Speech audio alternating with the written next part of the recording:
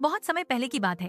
एक छोटे से गांव में रामू नाम का गरीब किसान रहता था। उसके पास थोड़ी सी जमीन और एक पुराना सा घर था। मेहनत करने के बावजूद उसकी फसल अक्सर सूखा, ओले या जानवरों के कारण खराब हो जाती। रामू हमेशा दुखी रहता, लेकिन उसके मन में दया और करुणा भरी थी। एक दिन वह खेत में काम कर रहा था कि उसे एक छोटा सा घायल पक्षी मिला। उस पक्षी का पंख टूट गया था और वह उड़ नहीं पा रहा था। रामू ने उसे प्यार से उठाया, घर ले आया और दाने पानी देकर उसकी देखभाल करने लगा। धीरे धीरे पक्षी स्वस्थ होने लगा। कुछ ही दिनों बाद वह बिल्कुल ठीक हो गया और उड़ने लायक हो गया। उड़ने से पहले पक्षी ने किसान से कहा, रामू भाई, तुमने मेरी जान बचाई है, मैं तुम्हारा आभार कभी नहीं भूलूंगा। यह कहकर वह उड़ गया। किसान मुस्कुराया और फिर से अपने काम में लग गया। कुछ हफ्तों बाद जब रामू खेत में बुवाई कर रहा था, तब वही पक्षी अपने साथियों के साथ आया। वे सभी पक्षी खेत में उड़कर बीजों को चारों ओर फैलाने लगे और मिट्टी को कुरेदकर उन्हें अच्छी तरह दबा भी दिया।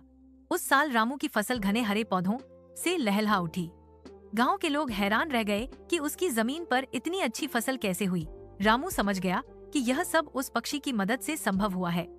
उसने आसमान की ओर देखा और मन ही मन आभार प्रकट किया। सीख: अगर हम किसी की निस्वार्थ मदद करते हैं तो उसका फल हमें जरूर मिलता है, कभी न कभी।